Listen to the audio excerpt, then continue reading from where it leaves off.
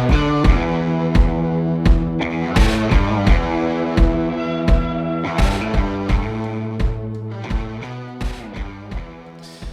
one and all, and welcome to yet another episode of the Snap Podcast, giving you our hallowed opinion on all things NFL from these great British Isles. As we enter April in the month of the draft, I'm happy to say we've drafted a full house of opinionated Brits with myself, Johnny Thrash, Griff, Gilo, and 4th and Inches all present and moderately correct, to the extent that we don't have any foul quips about Paul's guts or Gary's pursuit of Brian Flores to stack shelves at a popular Tesco's. You see it? Other grocery stores are available. It works at fucking Sainsbury's. Like, we all just chill out.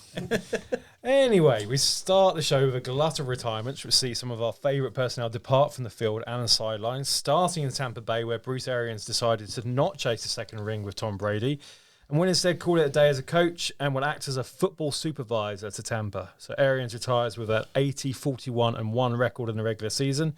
He, of course, won the Super Bowl over the Chiefs last year and was a two-time Coach of the Year. Todd Bowles assumes the head coach role, was given a 5-year deal, but questions have arisen as to how Bruce has left, and with a lot of finger-pointing at Brady as wanting him out. So 2 questions.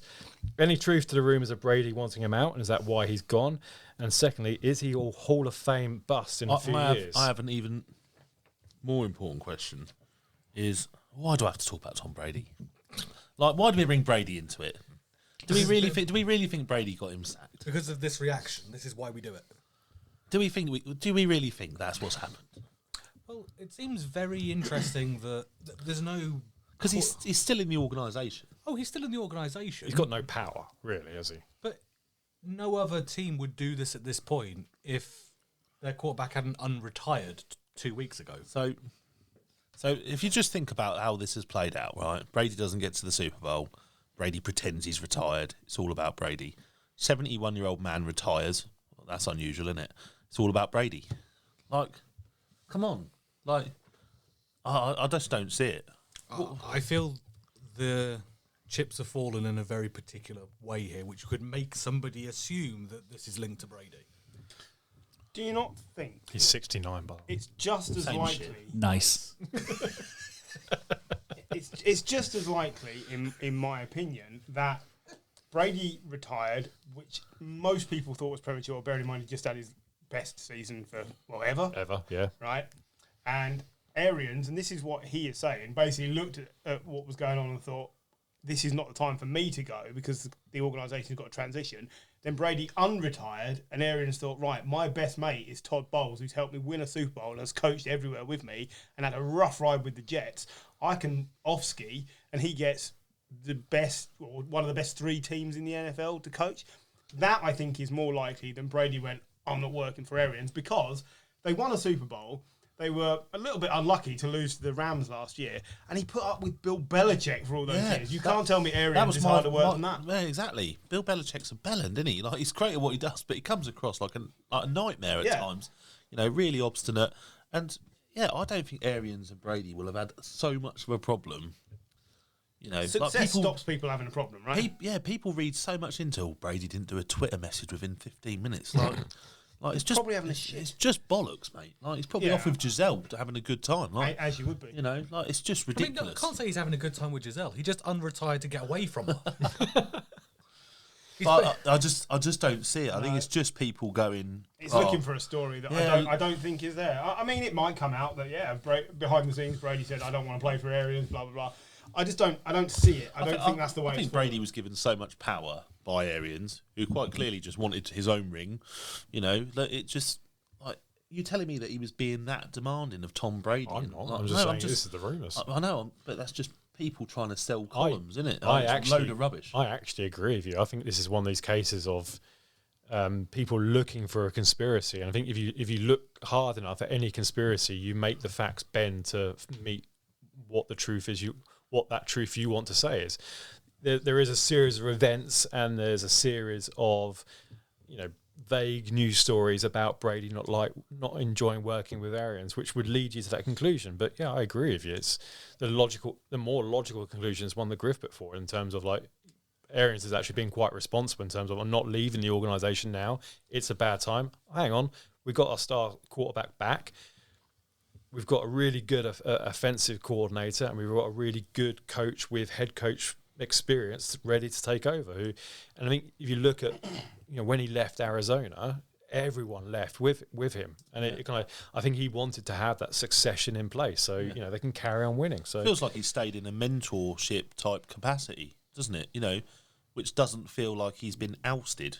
No, it doesn't. And do you really think Bruce Arians is going to care enough to go, oh, Tom Brady, Yeah, that's the. Do you see what I mean? Like, do you think mean, coaches are that thin skin that they just go, oh, sorry, Tom? I also think don't get it. I also think he's outspoken enough that if that was the case, he'd probably say it. Yeah. And So he probably wouldn't stay at talk September. about Yeah, it, so. I agree. And then the other bar on the fire of this one is, I think if Brady was picking the head coach, it wouldn't be Bowles, it would be Byron Leftwich. See, I disagree with that. I think the reason why it's Bowles, is because of the head coach experience previously, but then it leaves Byron Leftwich to focus on the offense. Well, maybe, yeah, I hadn't thought I about think, that. if you take him away from the offense and suddenly he's got to look after the whole team, it effectively takes him away for Brady. I think now he's like, well, Bowles can run everything else, and he can run a really good defense, and he can kind of have an oversight of the offense, but that's still mine, and I'm Byron's kind of piece of land, and let us get on with it, and we'll sort it out. So that's how I Yeah, feel. could well be. Yeah. How many other clubs have a football supervisor? I don't know. I mean, I could think of a few that might need it. I'm guessing none, but we've seen it done with, Coughlin, went to different teams, didn't he, and tried to help out in different ways, Wonderful job he did in Jacksonville. No, but that was the idea, wasn't it? Yeah, same right, that's a idea. fair point. And, he's not being given that kind of same amount of power. It's just there as it's a big organisation. It's almost like I'll stay on for a year, I'll reduce my hours down, and I'll make sure I'm here, to make sure the transition goes well. That doesn't feel like someone who's been ousted by No. Oh, I agree with you. It's just Just a fun. load It's of just rubbish. fun to counterpoint you with Brady. Football Supervisor sounds like a computer game I'd like to play. Like the NFL version of Football Manager. Like literally, I'm just going to sit home, play a bit of mix of GM, head coach. Fine, It sounds like the name you give to someone that plays Sunday League football, never comes off the bench, isn't the manager, but you want them to keep coming in case somebody else doesn't His name turn was up. Julian, I think. Yeah, in case Bumped into him on Sunday. in case in case you don't get enough players turn up, you still need them, so you just make them up a title. Football supervisor sounds like the game your mum brings home when you ask for Football Manager. Yeah. I've literally just Googled Football Supervisor, and all it's brought up is a load of Football Manager videos of basically people who play like Paul, and it's just football. That's like General manager. your own brand Coke. The next question you asked, is he worthy of a Hall of Fame bust? Now, the Raiders coach who won 2, Tom Flores, Yeah. Yeah. he got in. Only just gone in, Yeah. quite recently. For me, that's a weird precedent that he sets, because there's some people who are far less deserving than him who've got in, but he took a long time to go in, and I feel he was more successful than Arians. There's a few other names who haven't gone in yet. Mike Shanahan won 2 Super Bowls with the Broncos. We mentioned him just now, Tom Coughlin. Eventually, he probably will go in. And whether they're waiting for him to properly retire, I don't know. But Retire or die. yeah, one of the two.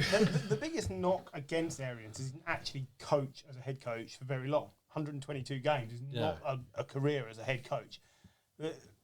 On the other side, his winning record is amazing compared to most head coaches. Yep. He took over a Colts team when Pagano had heart trouble and won. And that's one of the years he was coach of the year. Yeah, and he turned Arizona around. He reinvigorated Carson Palmer and turned him into a player we were talking about for good reasons rather than bad reasons. And then he took Tampa, who hadn't had a winning season since 2003, and won a Super Bowl.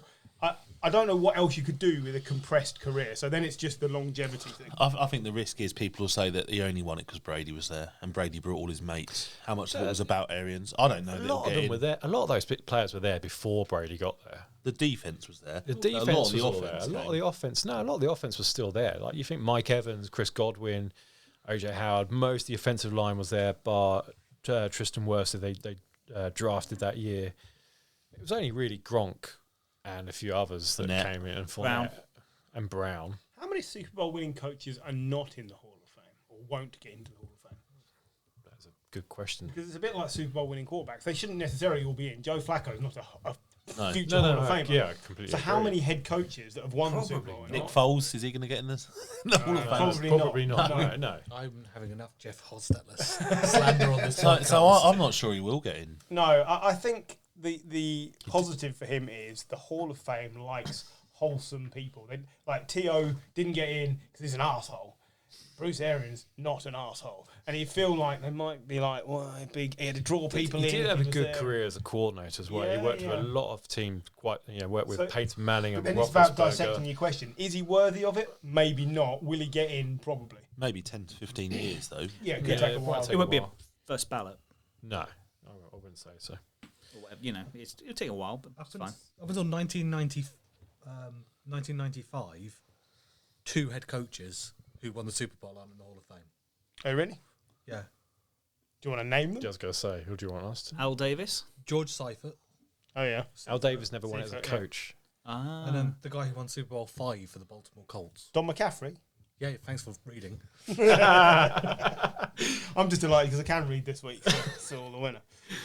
Yeah, I suppose there's some, what do you say, 95? I suppose there's some who haven't been voted in yet because it hasn't been long enough. Or they're not retired. But you're going to get, I'm trying to think who's not in. Sean Payton isn't in, he's only just retired. No. But if he never came back to coaching, does Sean Payton get in? I would say so, yeah. Yes. Yes. Over Arians? Yes. Because Bountygate. Funny as. And the film. Oh, the Yeah, film- there's no the Kevin film. James. Where's What Kevin about James? what I'm saying is there's a in lot this more group controversy attached to Sean Yeah, Payton. but I think the difference is not only in the team environment, in the community, he did a lot as well, and he built what was not quite, it wasn't like a Patriots dynasty, but he, what they built over he turned the Saints 10, into a 12 successful years team. that in one place. That has had a large. So then you're back to longevity. Well, I think it's not about that. It's about impact. I don't think of Bruce Arians and go, all the Cardinals, wow. I don't go, wow. I just don't. But you think of Sean Payton, you go, what a job he did in the Saints. Yeah, true. And I think that's the difference for me. Yeah, that's fair. Same with Harbour at the Ravens. Would he get in over Arians? Yeah, Well, Harbour's, probably would. by the time he finishes his career, yes. This is it. So really, for me, it feels like a longevity thing. Arians hasn't been anywhere long enough because he didn't get appointed as a head coach until he was 60. He was in his 60s, yeah. And I mean, that's not really anyone's fault. That's just so. I think there's a good chance he gets in, even if we think maybe he's not quite worthy. I mean, it's a game of popularity, though, isn't it? None of you would mention Gary Kubiak. No. No. He won 4 Super Bowls in his coaching career. He's got the most wins out of a Texans head coach. Yeah. He's been involved in some The really most great. wins out of Texas. Okay, It's a low bar, isn't it? That's the most ridiculous stat I've ever heard. Do you know what? It's nearly as ridiculous. I don't know. But what some people have done on paper is far more impressive than some of the others. Brian Billick's 2000 Ravens team, Yep. the best defense of all time. I think the problem you've got is the last 15 years are all skewed by the Patriots. Yes. So because they won Every other Super six Bowl, or whatever, nobody else really has kind of got much momentum behind them. It's all kind of one-hit wonders.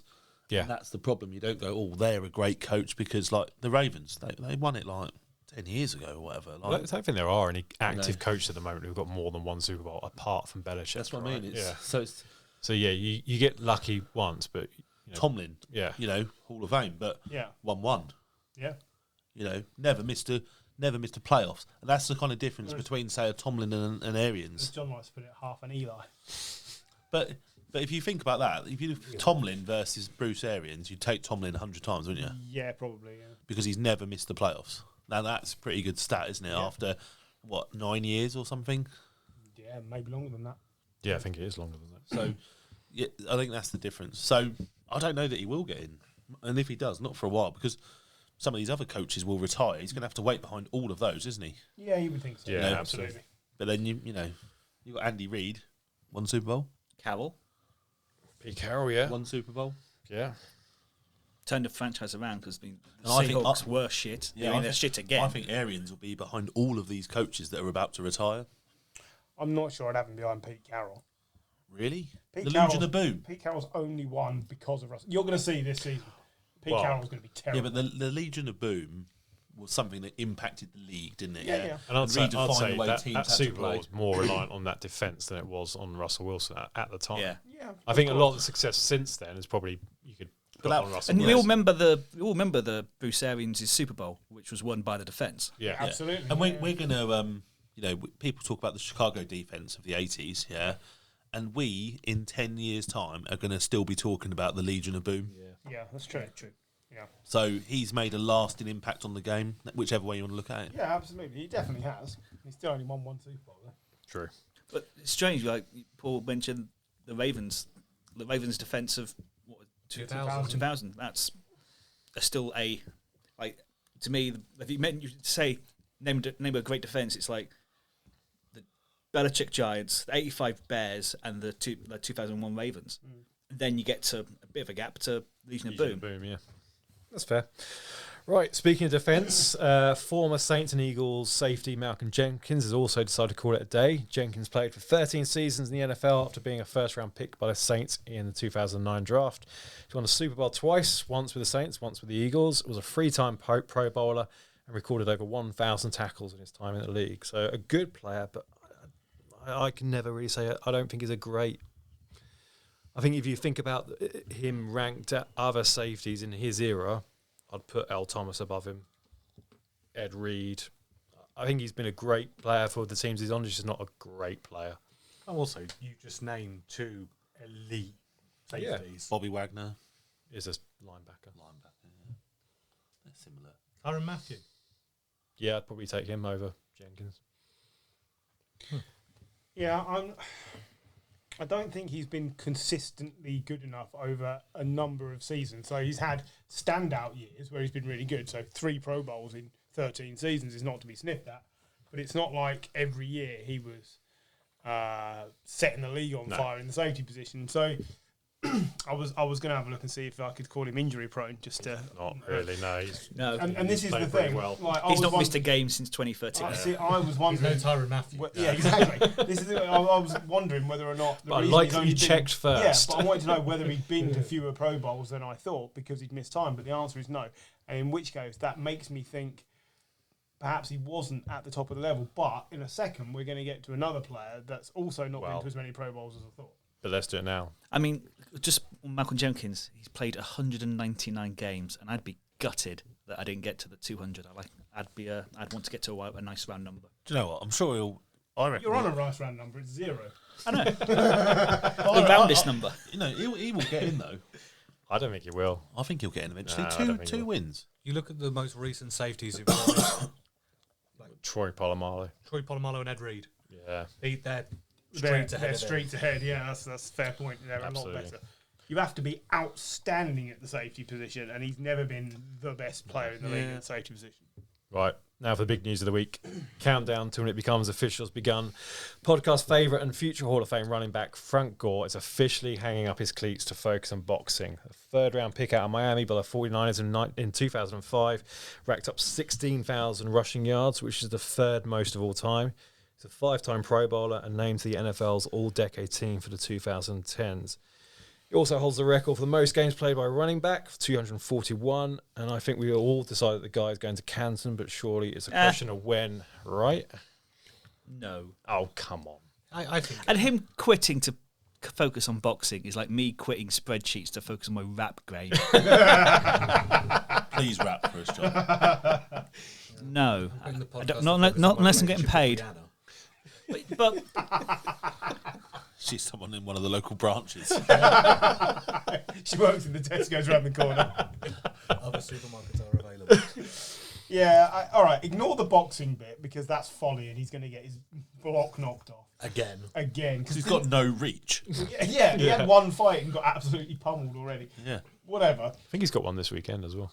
I think. Sake. So, with reference to Malcolm Jenkins that we were just talking about, I was surprised that Frank Gore, future Hall of Fame Frank Gore, has only been to 5 Pro Bowls in his Why? 17 years. Because he gets like 800 yards a season. I just Gets thought it 1,000 was yards more. a I thought it was 7 or 8. Yeah, I thought it'd be more as well, to be And fair. I think that might be the slight letdown on his record. But everything else, and I keep hearing this, he's just a compiler. Well, good luck playing at that position for that many years and compiling stats. If you get the third most rushing have to yards go. Ever. in the history of the game. Yeah. I think Like, the you go in, the only don't you? active player at the moment who's close to him is Adrian Peterson, who's on 1,000 yards less, and Yeah.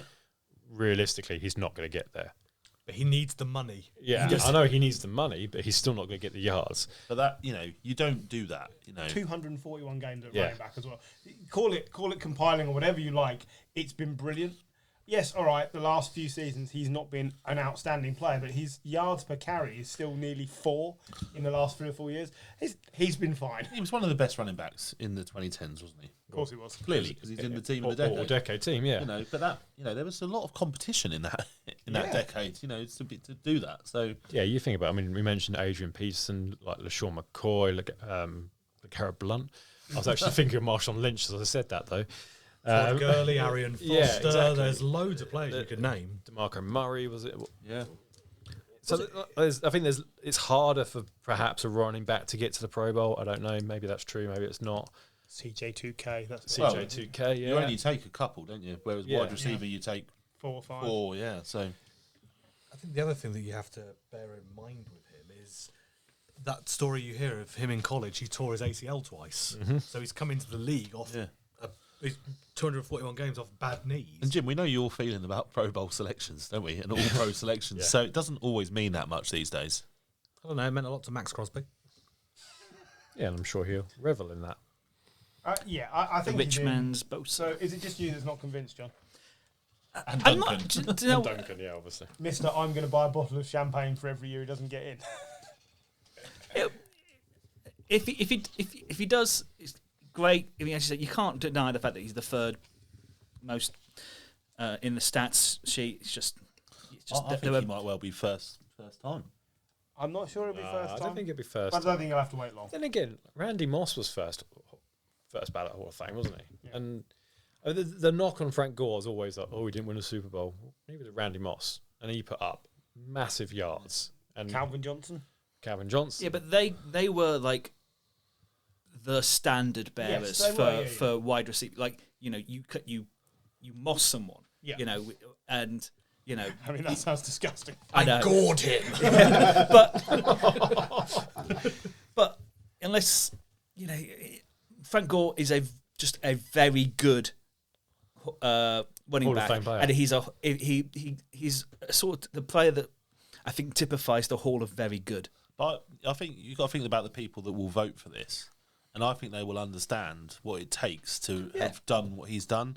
And the fact that that man has the third highest rushing total in the game, I think will play really heavy. Oh, he's going so in. I think he may well go in first time. Might not be first time, but he to me he just typifies the Hall of very good. Well, in 5 years' time, one space has opened that was likely going to be filled. Yes, Tom. I say no more. We'll move on. Fair enough. Right, so Gore's going to sign a one-day deal with the 49ers so he can retire as a Niner, but it's their NFC rivals that continue to make the news. As the Rams signed the linebacker Bobby Wagner, 32-year-old, signed a 5-year, $50 million deal to join an already feisty defense. And I, for one, am pretty gutted by this.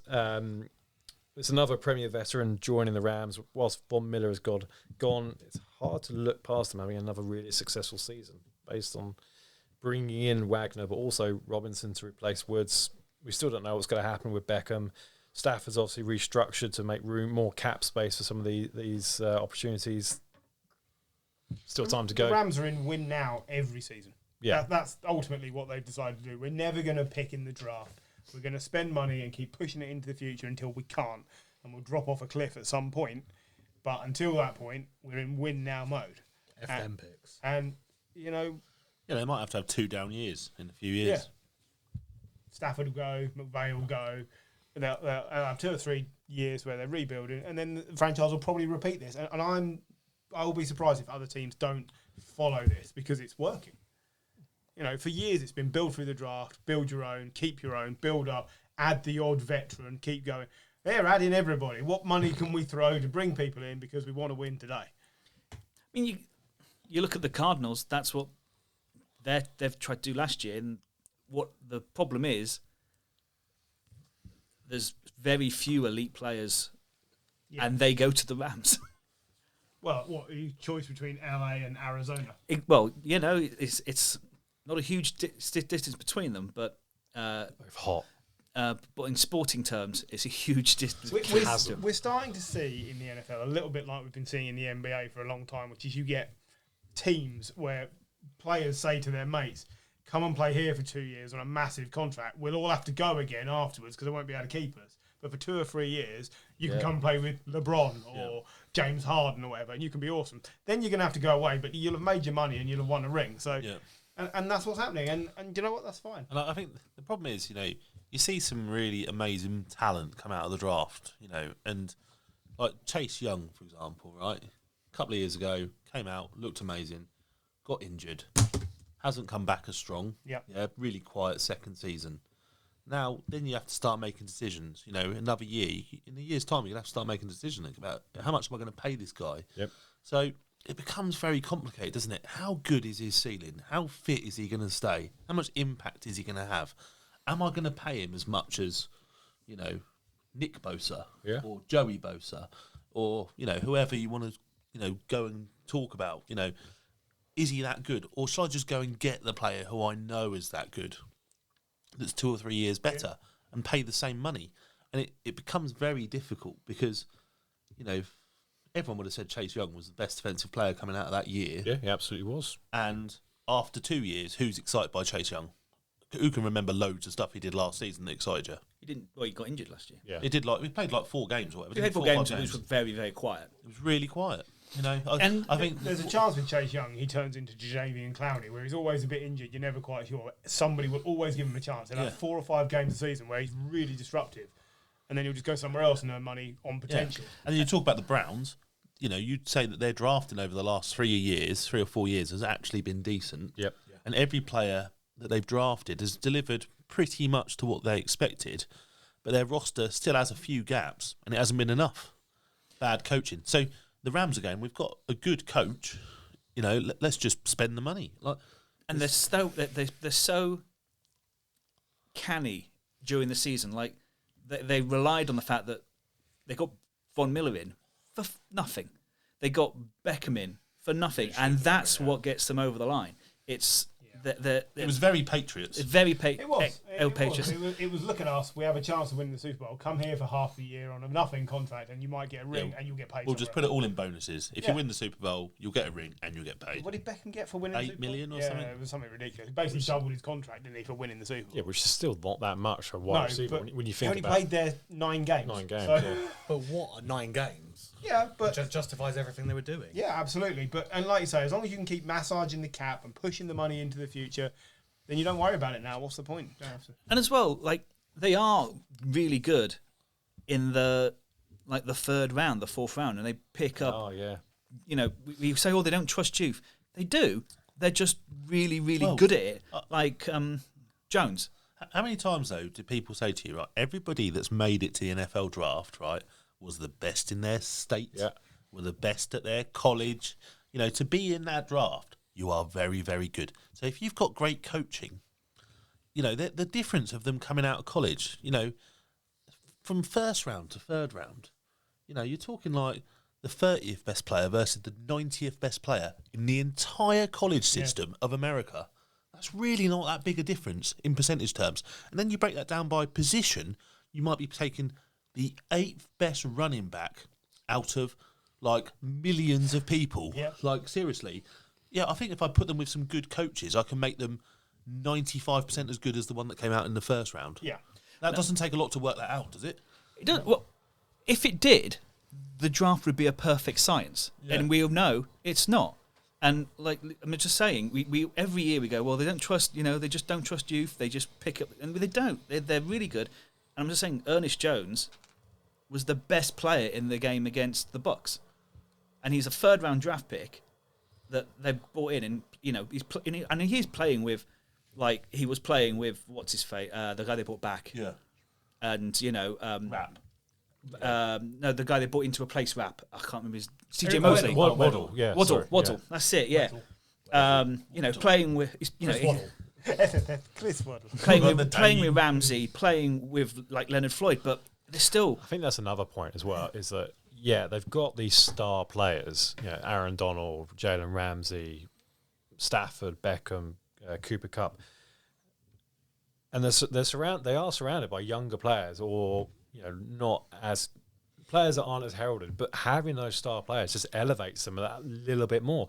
And you've got to remember, if you've got Cooper Kupp and Beckham, that takes away 2, maybe 3 cornerbacks. That leaves space for someone who we've never heard of to be one-on-one. He just has to get free for a second, and then you've got a quarterback good enough to find him. Van Jefferson. Yeah, exactly.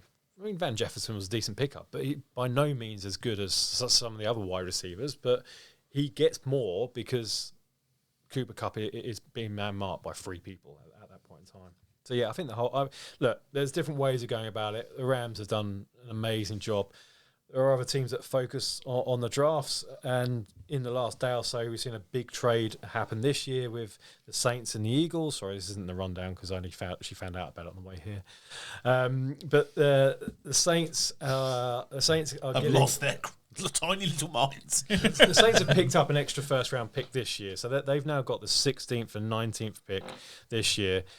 In exchange, the Eagles have got the 18th pick this year, another pick this year, plus they've got a first-round pick next year, a second-round pick in 2024, and this year they also picked up an extra third-round pick and a seventh-round pick. I can get why the Eagles are doing it in terms of they're not putting all their eggs into one basket this year, and maybe, and I know I'm very vocal on my thought on Jalen Hurts. Maybe next year they've now got 2 extra picks next year.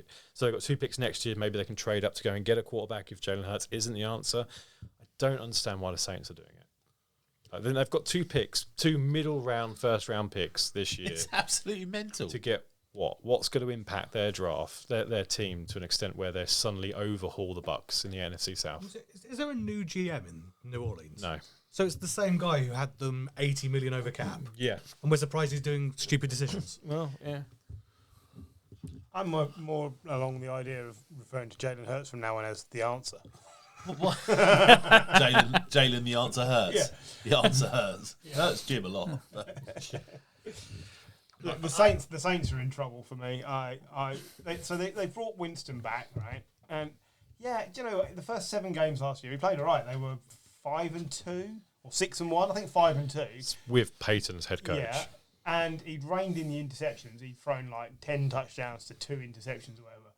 But does anybody actually believe he can sustain that over a whole season? They must be taking Willis and another. Well, they must think Willis is going to drop to the middle, or they want to move up. They may have to move up. They might have to move up it. ahead of the Panthers and ahead of the Falcons. Maybe Willis. With the Giants or the Jets to get a quarterback.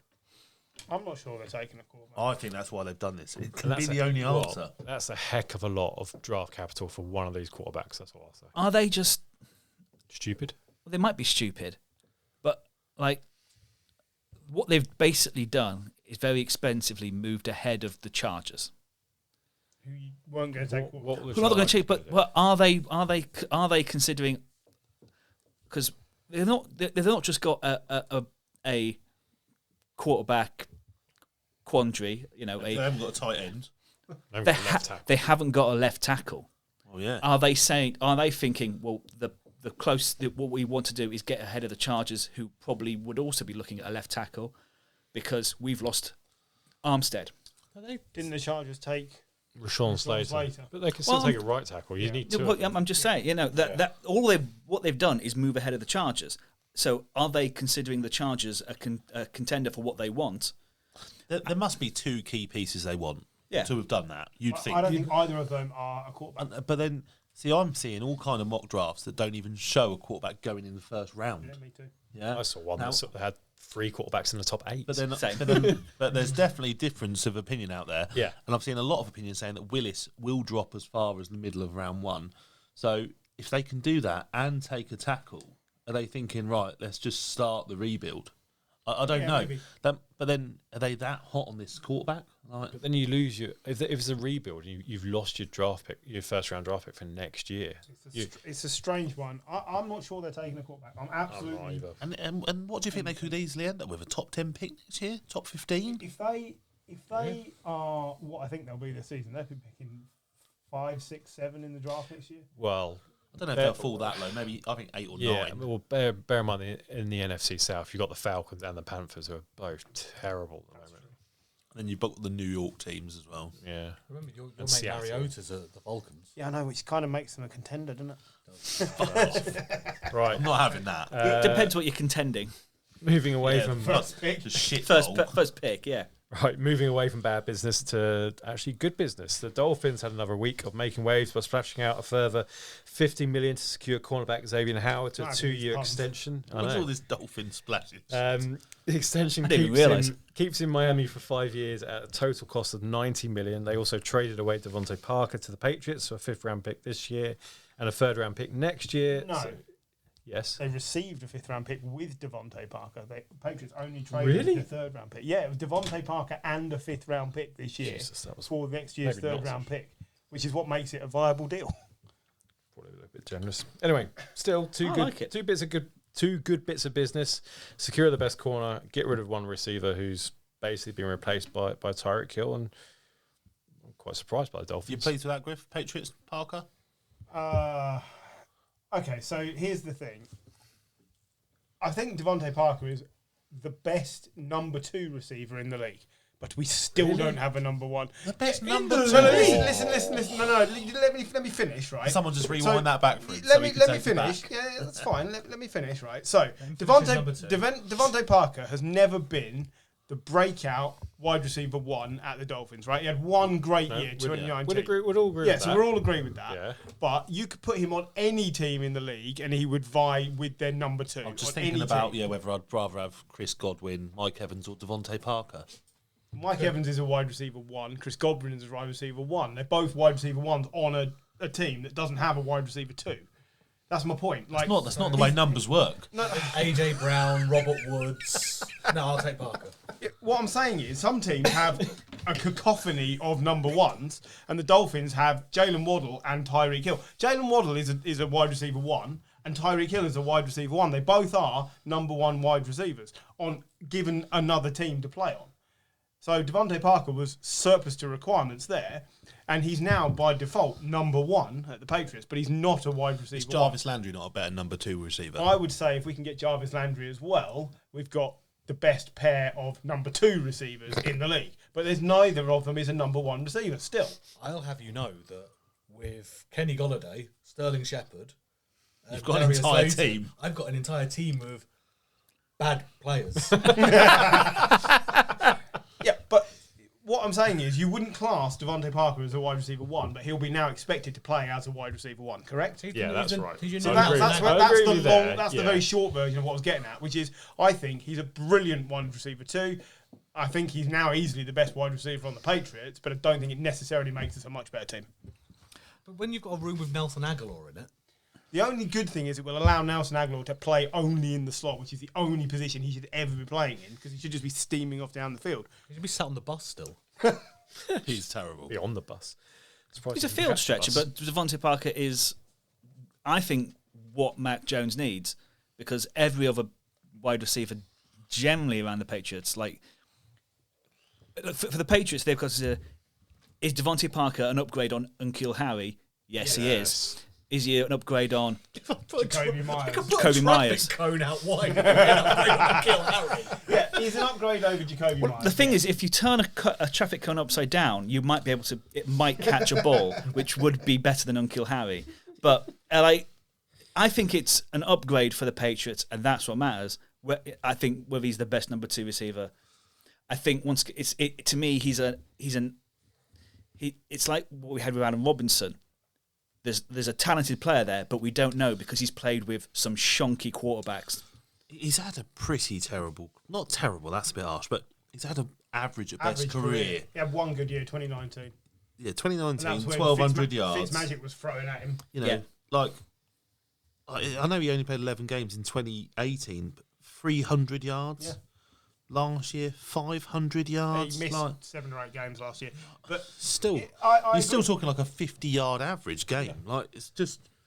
You feel that there's something missing. Like, he should be better than his numbers show. So...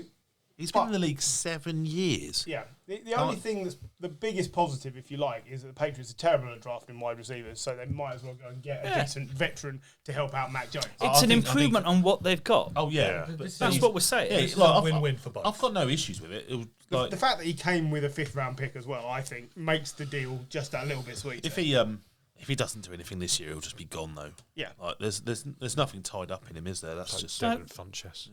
He's just going to go around the He's going to end up at the Raiders. He's going to end up at Yeah. the Panthers. He's going to end up at the Lions. He's just going to move from team to team. Like Depends how much he asks for, because The I think contract. if there's cheaper people out there, he ain't going to go nowhere. It'll be one of these. He could easily be one of these wide receivers that disappears out of the league in the next 2 years, I think. Oh, on the other hand, I will say, I think there's every chance he could be a 1,000-yard receiver on the Patriots because he'll be the best wide receiver on the Patriots. So you might find he makes himself some money. Well, you need to hope so. Yeah, absolutely. Is he good at catching the ball within 15 yards? Yes. Then you're fine. He only averages 14 yards. Anyway, Texans did something which didn't involve Watson, which made a nice change. They signed running back Marlon Mack, who joins from the Colts on a year prove-it deal after missing most of the season last year and falling well behind Jonathan Taylor on the depth chart. Quite like that. He joins a decent stable of running backs. Who are the other running backs on the Texans? Rex Burkhead, Philip Lindsay, and So someone else. Marlon Mack's now the best running back on the David on that. Johnson. He was. I don't know if he's Was he- still there. Or Duke Was he not a Johnson. free agent?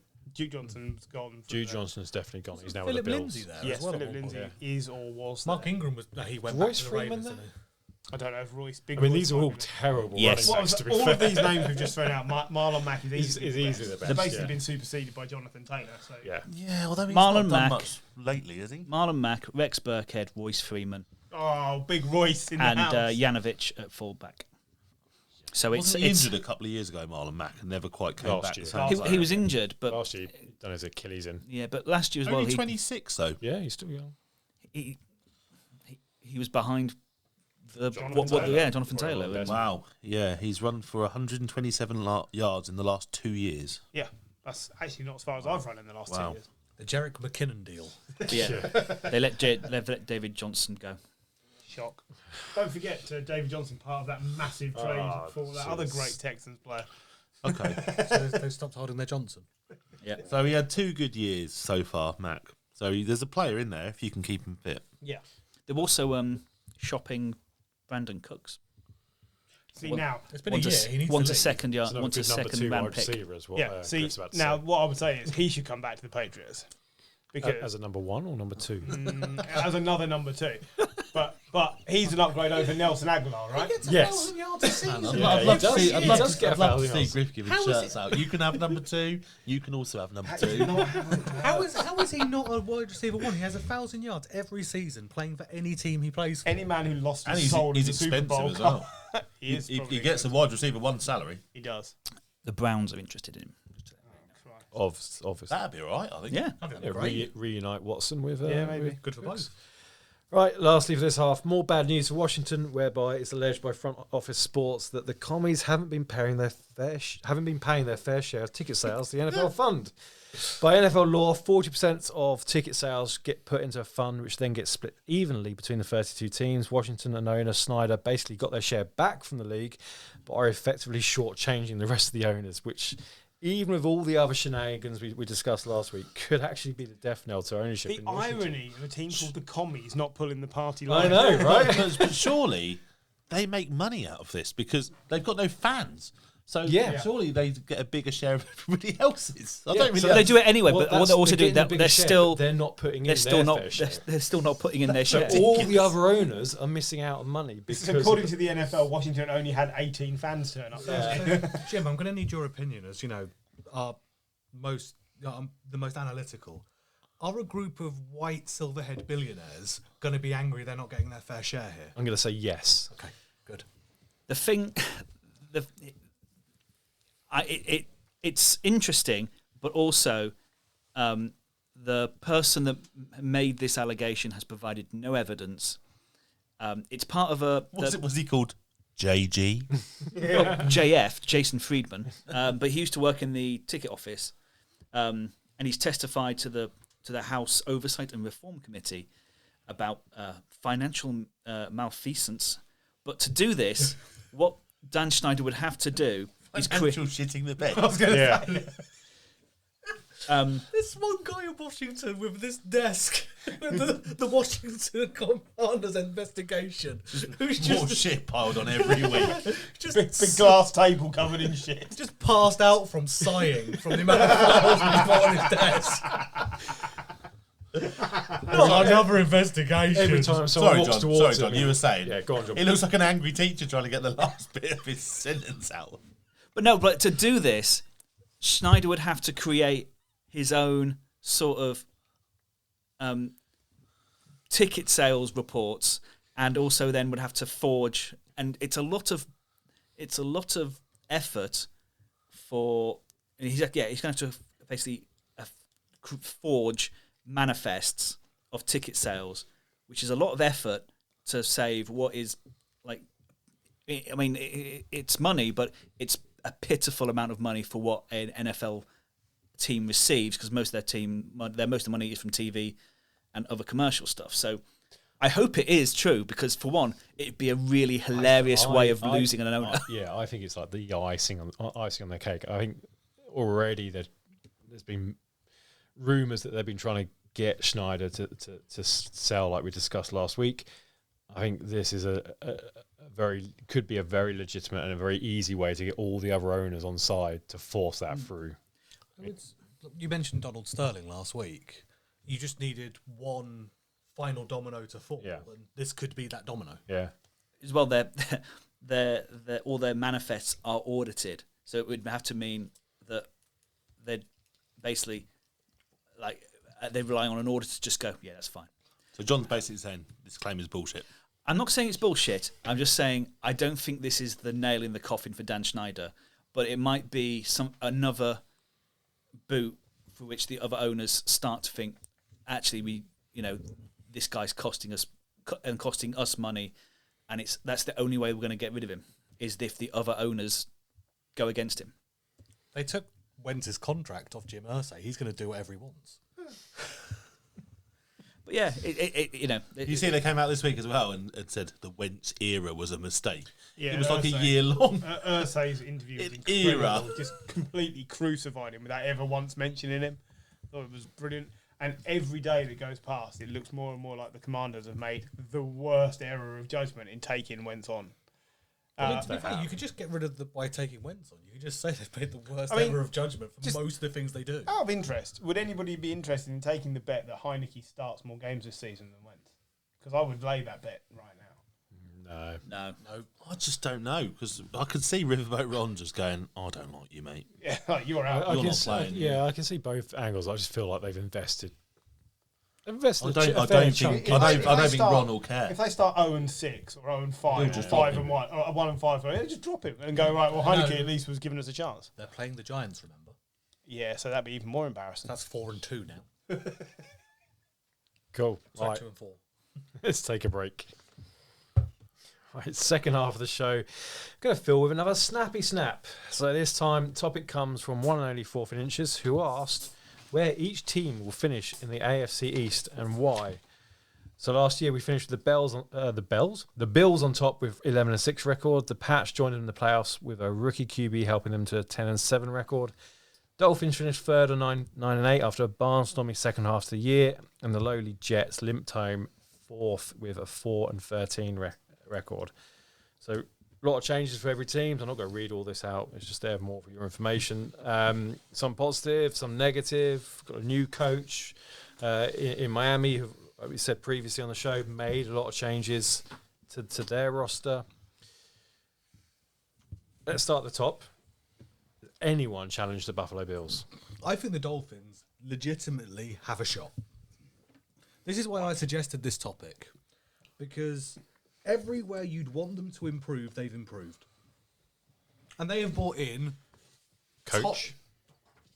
Okay, the 49ers offense was pretty electric last season, right? If from the sounds of it, They got to a championship game. But their offense wasn't the reason. The offense You have to right. you have to score points. Yeah. Yeah, 20 odd. Like, I wouldn't say you could call the Niners offense electric, and most people who look at the Niners offense would say it's Shanahan that's driving that forward, and the way in which that team plays as well through a coordinator. Don't get me wrong, but I don't think you would say that the Niners' offense lit up the league. I think this is different to when other people have left the Shanahan coaching tree, or when you've seen people leave the McVay coaching tree. This is, you see Robert Saleh go to the Jets, which I'll come to, but he got. I bet you do. Sorry. I have to clean up all the time. That's the problem. But this is somebody who's getting Tua's stats. I know people can say whatever they want, right? Tua's stats at this point in his career are better than Josh Allen's. Yeah, that's true. I sent that around, I think. Yep. Meme the other day. If you look at I think his stats, his first 20 games, Tua's got the better stat record than Josh Allen. And Jalen Hurts, starting quarterback in the league. Mac Jones, starting quarterback in the league. This guy outperformed him at college. This guy's 6th overall pick. This is a quarterback you can build a team around. You've got a wideout. You've got 2 wideouts that most other teams will be jealous of. You've got a decent left tackle. You've got I'd say, upper quartile tight end. Yeah. Sounds painful. You can get cream for that. You go back to the coach thing. I mean, whether McDaniel is, but he is. If from the sounds of it, Flores he'd lost the trust of the front office, and I don't know about his relationship with the players, but his relationship with Tua wasn't great because it took the trade deadline for Tua to actually to pass to Tua to get seemingly build confidence. So a change of head coach might seemingly is a good thing. Whether they've got the right coach, I don't know. But I mean, the 49ers offense last year was dynamic. Maybe not, particularly thrilling, but it was dynamic, and that could be that's different from what the Dolphins' offense has been for a couple of years, which has been quite staid. I think when you think about the gap, and the Bills lost some silly games last year as well. That record could easily have been 2 games better. I think 13-4. It's probably a more reflective of where that team really is, and the Dolphins have got that's quite a big bridge, I think, to close with a new head coach. You don't see a lot of teams under the first year with a head coach, really, just explode, and that's a difficult division, against Belichick. Tyreek Hill, a great signing. Armstead, great signing. And I think they will definitely improve. I think the Bills are definitely the best team. I think there's a real discussion to be had about the Patriots and the Dolphins, because they're teams that are trending in different directions. A team with young players that, have gone through some down years and have flattered to, it's been okay there the last couple of years, hasn't it? Let's be honest, and I think that's the discussion. The Jets are going to be 4th. The Bills are 90% going to be 1st. I just think you raise a fair point around the head coach, but you take a first-year head coach, go to the Browns, and Kevin Stefanski, who took a team that hadn't been in the playoffs for years, put them in the playoffs and won Coach of the Year. To be fair, we were saying similar things about Baker before that year as well, in terms of it being a make or break year for him. And that was a offensive coordinator for a head coach who, he'll never achieve once he leaves where he is now. So it can happen, and I think if you can, and where we are now, we're comparing them on paper, aren't we? Because we haven't got any stats for it. But the wideout room in Miami is better than the wideout room in Buffalo. Matt LaFleur did all right as a rookie head coach. But I mean, what I say here, running back's still a problem at the Dolphins. Really? Yeah, I think so. Chase Edmonds and Raheem Mostert are better than what they have at the Bills. Yeah, they're okay. They're okay, but they're better than the. They're not number 1 running backs. No, you've got 2 good running. Two good number 2s. RB2s, RB1s. I think the weakest part of the offense on both of the teams you're talking about, the Bills and the Dolphins, is the running back stable. It's what let the Bills down times last year and why Josh Allen got overexposed in a running game. I think they've improved it a little bit, but probably not enough. And the Dolphins, I love Raheem Mostert, but he only plays 4 or 5 games a year, and I say that without fear of contradiction because I'm not always wrong. And Chase Edmonds, for me, has had one really good season, and can he be the out-and-out number one? Yes, but have we seen it? Not really yet. Who did he get outperformed by last season? Name's gone out of my head. James Conner. Now, Conner only scored from 3 yards and less out, but he scored. Chase Edmonds has got a lot to do to prove that he is RB1, if you like. And you don't want to be relying on Raheem Mostert to be fit every week. I think the difference as well, trying to get to that echelons of the Bills, is we see Josh Allen win games on his own, and he doesn't need that safety blanket of a running game around him. And Tua clearly will do. And I think they're just not there yet. And I think to expect the Dolphins to move, through the postseason they've had and suddenly match the Bills, who, a lot of people around this table picked to win the Super Bowl last year, and they haven't really changed much from that point. I think they could still be the best overall team in the league. So I think that there's a really interesting conversation. The Patriots and Dolphins, 2 young quarterbacks came out of the same system. You've got Belichick coming towards the end of his career. He must be. And, whether his thinking is still evolving, you see this in all sorts of sport, don't you, where it just changes. And I don't know, the Patriots, I think McDaniels has gone as well. I think it's a really interesting shake-up. I think 2 teams will probably come out of this division because the Jets are so poor as well. And it could be either of those two. Was there a game between them last time? Yeah. And I think they're still that close, I think the Dolphins could win this division. But how much is Belichick worth? His experience, his game management. He almost, people have to think differently. You almost expect the unexpected, and that puts people on edge when they play the Patriots. And I think that still has an impact. I just say Raheem Mostert had a breakout 2019 where he played 16 games. But he's done. And since then? 6, 8 and 1. Thank you. And before that, I wanted to make, never more than 9. The only other point I wanted to make with Tua is Josh Allen became much, much better when he got great wideout talent. Stephon Diggs coming in made Josh Allen much better player. It was a dire need for them at the time. They had nothing at wide receiver. But yeah, your point is still valid. But any quarterback needs a good wide receiver. I think at least maybe not a star wide receiver, but at least a capable wide receiver who can catch the ball. That's a minimum requirement. Yeah. Here's the thing with Tua. Tua is under incredible pressure this season. If they don't have a winning record by the middle of the season, he won't be starting. And you've all laughed and said Teddy Bridgewater's not going to be starting. They have got Tyreek Hill to go with Jalen Waddle to see whether Tua is the man. I still disagree. I think they are heavily in on Tua. I don't think they're heavily. I really do. I think Ross is just Tua mad. I really just don't see that Teddy thing unless Tua's injured. I think they'll give him the whole season. Tua getting injured is distinct possible, if not probable. If he's injured, then fair enough. But I do not see Tua getting dropped. If he flatters to deceive, if they are under 500 at the halfway point in the season, I think they'll start looking for another quarterback. I don't see that they will be.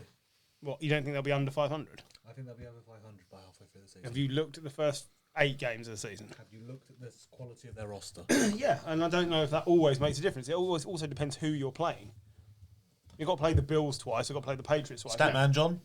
Now, so here's what I've got. I've got the Bills, for me, are still one of the best 3 or 4 teams in the league. And I think they're 13 and 4 nailed on in that region.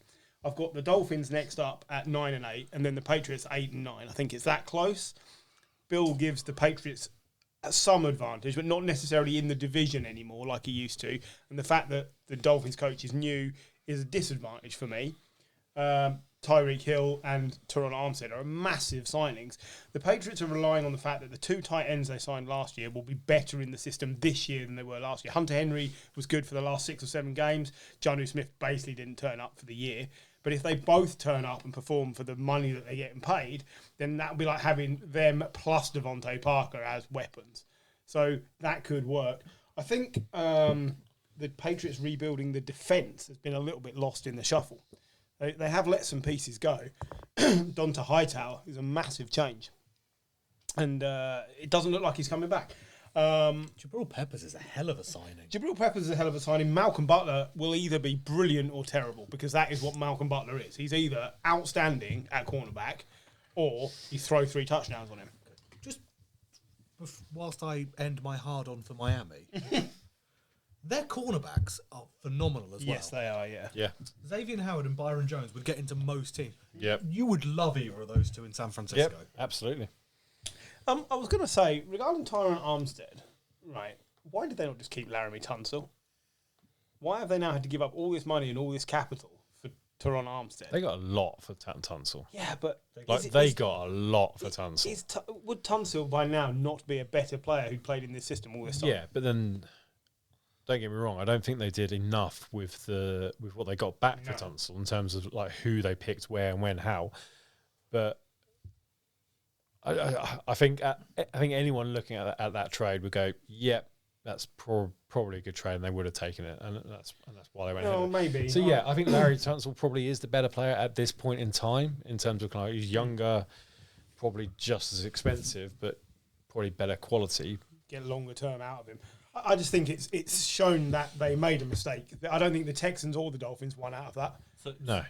I just, out of interest, asked John to pull up our power rankings that we did a couple of weeks ago for the postseason, just to see what we actually all put in our power rankings. So, John, where do we put the Bills? Third As a collective? Overall? Yeah. All right, Overall? okay, cool. Yeah, Overall? yeah. Third, everyone. I mean, Paul didn't bring his, but third, Miami at 1. and I. So I had Paul's the got Bills at second. Yeah. Okay. Dolphins, 18th, Patriots, 21st, and then the Jets. 31st. So I looked at mine, and I had the Dolphins 19 and the Patriots 20. I literally couldn't separate them. I think there's a clear difference now based on the moves Miami have made. I don't think it'll matter if the coaching doesn't pay off. I still think you're pinning a lot on a new coach. It could work. Kevin Stefanski did work. Salah last year for the Jets did not work. But you're comparing ice cream to cow manure. Maybe. Do you feel so confident about it, Paul, that you'd put £5 note on it? Only with one of you. All right. I will take that. I think the Patriots will finish above the Dolphins. I think the Dolphins will comfortably finish above. Okay, well, we have our first bet. An accord. Comfortably is one game. An accord for the season, yeah. We should talk about the Jets. They will finish last.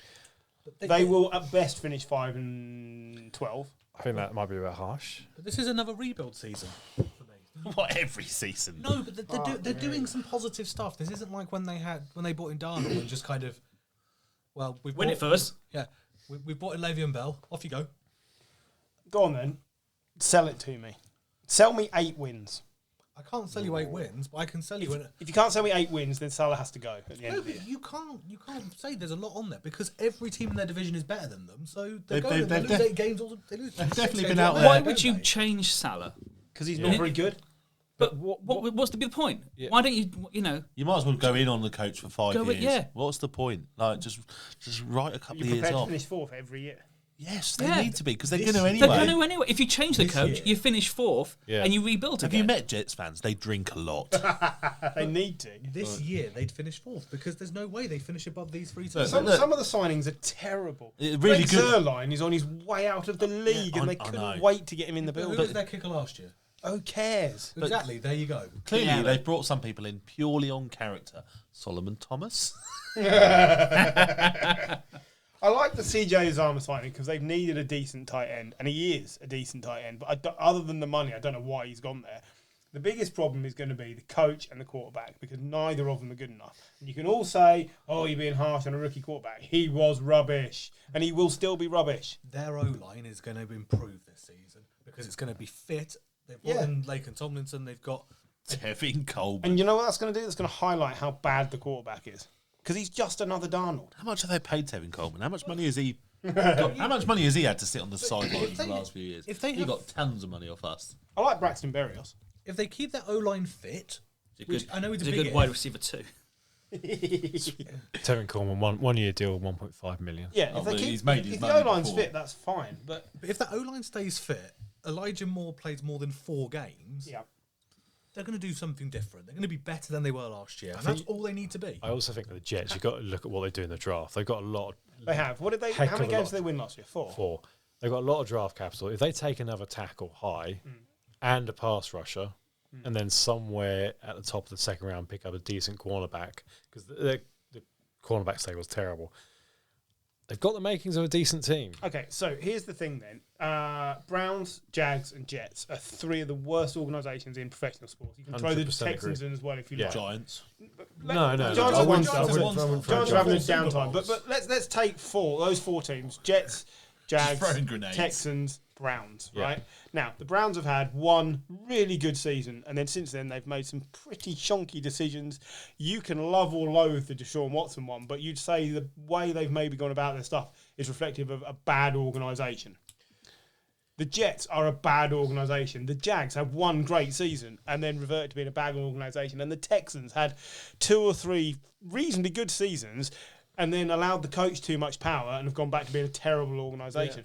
Those things don't change. The Browns are slipping back. The Jags have already fallen back. No, I The wouldn't- Jets I mean- have never got out of their own No, way. Since I agree with you. 2010. I agree with them. 3 of them. I disagree with you on the Browns. I feel like the last 3 years they are completely different teams to what they were previously. But they're still a bad organisation. In one of the most competitive divisions in the league. I think they're a better organisation in terms of how they're running the football team. I don't agree with the Deshaun Watson trade whatsoever. But at least they're putting their football team into a Okay. position where it can win. And do you know I what? think I'll when take you that. when, That's when fine. you, when you compare the Browns now, under the last four years, Since of the Hugh Browns, Jackson left. yeah, They've basically, won one game in 2 years. For fuck's Yeah, sake. yeah, Like, yeah. Let's be serious. But what, okay, so I the would Browns won one game in like 2 years. I'm saying the Hugh Browns. Jackson. I'm saying Browns now. I'm not Yeah, saying yeah. the Browns under Hugh yeah. Jackson. He's- They're a lot better now. Oh, it's like light and Yeah, shade. exactly. Like, that's ridiculous. You If win. They win 7 games last season, and it's a disappointment. Yeah. They don't make the playoffs, and everyone's Okay. like, "Well, you fucked up there." This is a different Jets team to that one that was there. They've changed the life of thousands of children. Like, it's Yeah, I know, ridiculous. literally. But I do agree with you on the organisation of Jets. I think it's foul. I think it probably won't change. And yeah, you're probably right. Salah probably will get sacked. But we're also right to say that won't move them forward any. When I'd the also throw Jets- Detroit Lions into shit when the Jets have organisations as got well. Zach Wilson and Salah in charge, they are effectively the John Wayne Bobbitt of the porn world. They are playing with their dick cut off. They are not very good. And you can't change that unless you change the pieces that are wrong. And they seem to not want to do that because they've now looked and gone, oh, if you chop and change every year, you become like the Browns and the Jags used to be. But you can't say Salah and Wilson are the rotten pieces in this. They've had a They're year not, with they're not a shit rotten. roster. They're just not good enough. I don't think you can judge them on. I am judging them. Well, I don't think That's you my can. job when I come here on a Tuesday is to make a judgment. You I think can't- your judgment is wrong. you I'm judge I'm Zach- quite often right on the young quarterback, so we'll point that out. You judge Zach Wilson after this season. Okay, we'll just replay this bit. That's fine. They're going to finish last in the division. For me, this division is Miami, Buffalo, New England. I still think you're wrong on that. I want to believe in Miami. I really do. I want it to be a competitive division. It won't be. I can't see the Bills. I think we've left out one key piece of the Bills running game. We mentioned Duke Johnson. Yeah, that's probably a slight. Getting Roger Stafford as guard. It's a huge upgrade to the running game. And It Devin makes a massive Singletary. difference. Devin Singletary did start performing at the end Yeah, of towards last the end season. of last season. Yes, he did. Basically Yeah, won so if Gary they- a if- fantasy league. Yeah, basically, yeah. So if it can continue, like he had talent, Yeah, yeah. they needed to, because otherwise, at some point, Allen is going to get flattened. Yes, but he's a That's big what- lad. Yeah, he is. Yeah, yeah. You know, yeah. so there is a So was difference. Cam in- Newton, and eventually it caught up with him. Yeah, and I get that, but he's got a better arm than Cam Newton, hasn't Yeah, he? yeah. So, yeah, I think it's I think it's really tight between the Patriots and Dolphins. You know, the Bills are way ahead, really, and the Jets are Way behind. Yeah, and if the Patriots or the Dolphins get close to the Bills, it's because the Bills have underperformed. Yeah, I think that's fair. No, I agree with you on that. Has everybody else heard this, that Belichick's actually under pressure this season? And that Kraft is basically saying we're not having another year without winning a game in the playoffs? Because Bill Belichick has got away with, let's be honest, cheating for a long time and rubbing the Patriots' name in the dirt because they were winning. And no one cares what you do if you win. That's true. And Robert Kraft is now saying, we're not winning. We haven't got Brady because you didn't want him. And basically, Was it 3 years Brady's been gone now? this is the This third is the year. third third year. year. You didn't win in the last year he was there, did you? We No. didn't playoffs. win a playoff game. No, we got knocked out in the first round of the playoffs. Then we didn't make the playoffs. Then we got knocked out in the first round of the playoffs. And what Kraft is saying is we can't have a fourth season without a playoff win. And it feels like Belichick's under pressure for the first time in a long But time. I think Kraft has to realise he was going for what I think is a unique period in Yeah, the of course. NFL. And actually, if you look at every other successful team, they still have down periods. I think you look at the Ravens, Yeah. like they won a Super Bowl, they had a big dip, they kind of Following season, they didn't make the playoffs. exactly, and they got a new quarterback, and eventually he got into a Super Bowl and won it again. Do you think he's looking across the AFC though and going, my toys aren't as good as their toys? 100%, and he's right. And how does he catch up? I don't think it's quarterback though. I think I I like Mac Jones. Don't think he's done no, anything no, wrong. that's what I'm saying. I like Mac Jones. I think the rest of the roster's still shit show. Yeah, it's not great. That's what I mean. I just mean generally. I'm Yeah. not just talking quarterback. You put up the wide receiver core at the Patriots against a load of the AFC teams like T. Higgins. Great. It'll be one of the great, worst probably calls. probably one of the best wide receiver Like, twos in the look league. at- I T. mean, Higgins. You look at the transactions that the Patriots have done this year. This is from NFL.com. You re-signed Brian Hoyer, bringing in Ty Montgomery, re-signing James White, a running back. Ty Montgomery. Neither of that is going to expect. It is going to. I think the James create White thing is butterfly. fairly big. You 'cause he love missed James last White. season. He's good for Yeah, quarterbacks. he's a good Patriot player. Whatever. Devontae Parker at wide receiver. Yeah, we've already mentioned he's not going to be a number one wide receiver. too, yeah. You bring back Trent Brown, good move, and but Shaq Mason's gone. Ted Karras has gone. JC Jackson's gone. Don't mention it. I'll go off again. You trade Matt Wilson for Chase Winovich. Yeah, much. Yeah. Malcolm Butler comes back. Yeah, but he's not the Malcolm Butler that was at the Patriots before. Maybe he can refine his form. You re-signed Devin McCourtney, who must be 90 years old by now. Yeah, probably. Jabril Peppers was injured almost last year, so yeah, it could be good, might not be. And Nick Folk resigns, and Matthew Slater resigns because Matthew Slater always resigns. There's nothing. There's nothing there that stands out to me and goes, "Do you know what that puts them over the top?" The most important of all those you just mentioned is Nick Folk, who's been Yeah. pretty much faultless for 2 seasons. Are they 2 years away from being the Seahawks? Yes, Yeah, potentially. I think they're 2 years away from Bill not being there. I've said this before. If Bill goes, it'll be great because that will turn the Patriots into a shit organisation normal again. team. Yeah. And I think Kraft will then realise the folly of his mistake in chasing this shit because, quite frankly, the Bill Belichick still is an he turns nobodies into the best cornerbacks in the league. I'm not worried that JC Jackson's gone because he'll pick a fourth rounder and he'll turn them into that's fair, anything. Did you see what Bill said about Matthew Slater this week? God, Yeah.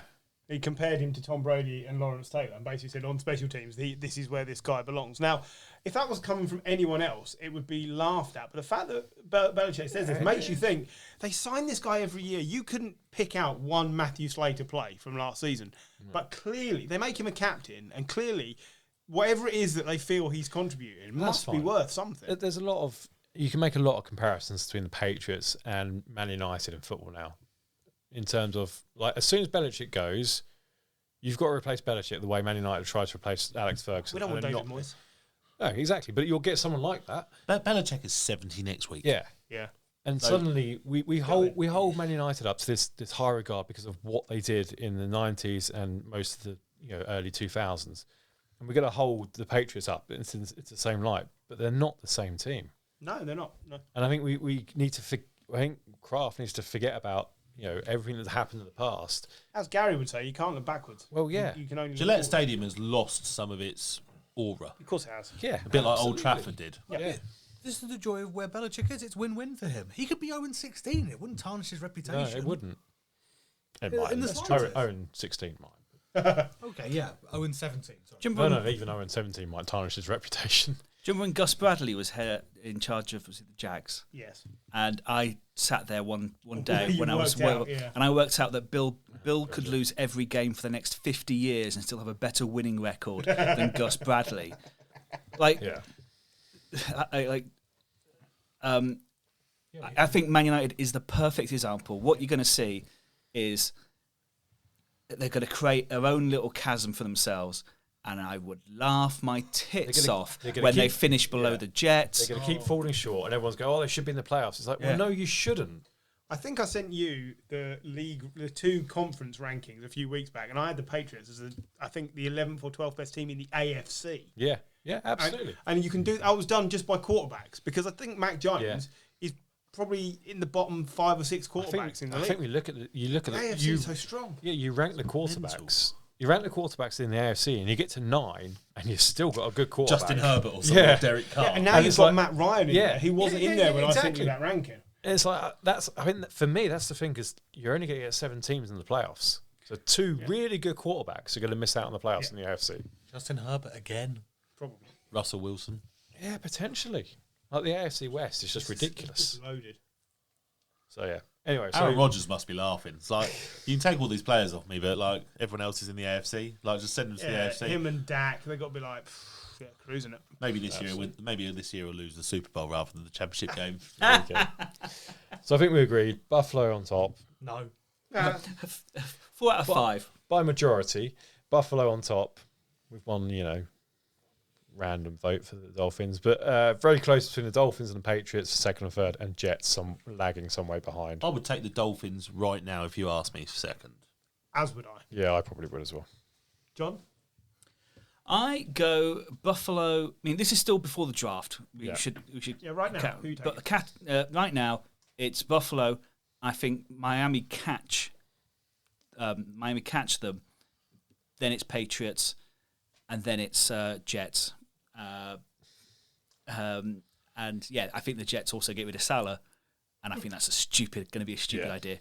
But yeah, I think I like Paul's enthusiasm for the Dolphins. I think they've made some great un-Dolphin-like decisions this year, but I still think they fall short because the Bills are that good. I think the Dolphins' offense is going to be really fun to watch.